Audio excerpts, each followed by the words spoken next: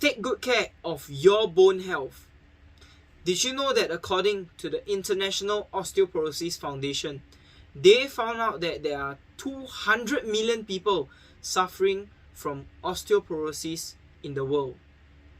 Yes, 200 million people with 8 zeros behind. Every 3 in 1 woman and 5 in 1 man will suffer from a fracture due to osteoporosis.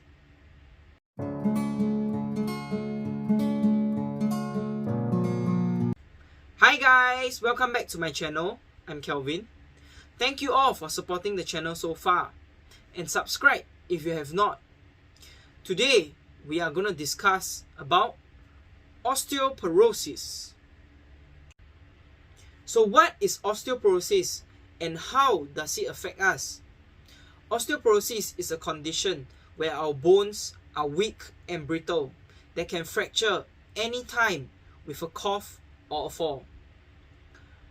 Osteoporosis affects both genders, males and females, but women are more susceptible to having osteoporosis. In fact, after achieving peak bone mass by the age of 30, women will gradually lose their bone mass all the way to menopause. Now I know all of you are thinking of milk, am I right? For me, growing up, I have been seeing and hearing advertisements saying, drink more milk for strong bones. But does milk really help? According to a study published by the BMJ, they reported that women who consumes lots of milk, cheese, yogurt have the same risk of fracture as those who had low calcium intake. In fact, they found that women who consumes 3 or more glasses of milk a day had higher risk of fracture and death, while men who drank 3 or more glasses of milk a day had slightly higher risk of death associated with cardiovascular disease compared to those who had drank only less than 1 glass a day.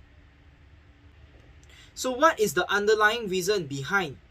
Why is it that since young we were all told to drink more milk in order to build strong bones?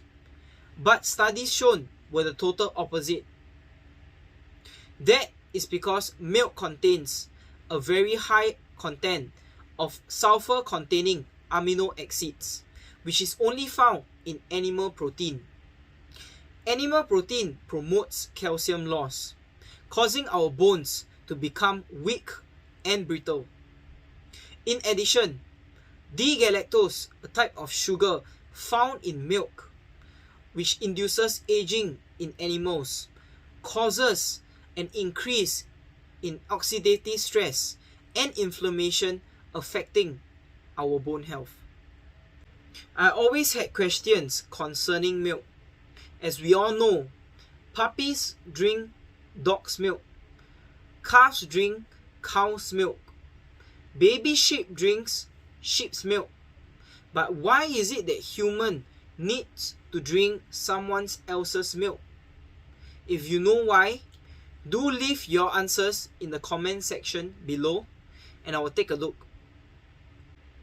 Have you realized that we are the only animal in the animal kingdom that is still consuming milk till we are old? And if drinking milk does really help to prevent osteoporosis, then we should be able to see countries with the highest consumption of milk have the lowest rates of osteoporosis and bone fracture. But no, in fact, Norway, Denmark, Sweden have the highest rates of people being diagnosed with osteoporosis, and they are developed countries. Besides drinking milk, I believe many would seek for the magical calcium pills to fix or increase their bone mineral density. However, increasing calcium intake has little to no protection against osteoporosis or reducing the risk of bone fractures. The nutrients in pills are not processed in the body the same way nutrients from wholesome foods are. Rather, consuming calcium supplements are linked to an increased risk of colon polyps, which is a small clump of cells that forms on the lining of our colon. Over time, this could develop into colon cancer. Consuming calcium pills also increases dangers done to the kidney. Poor kidney function can cause calcium to accumulate in soft tissues instead of bones, possibly leading to arthritis, heart diseases, and even sensile dementia. Furthermore, calcium supplements accelerates the build-up of calcium in the blood vessels, thus increasing mortality in kidney failure patients. If both of the claims that I have mentioned were false, then how do we build strong bones? Number one is definitely exercise, especially training with weights.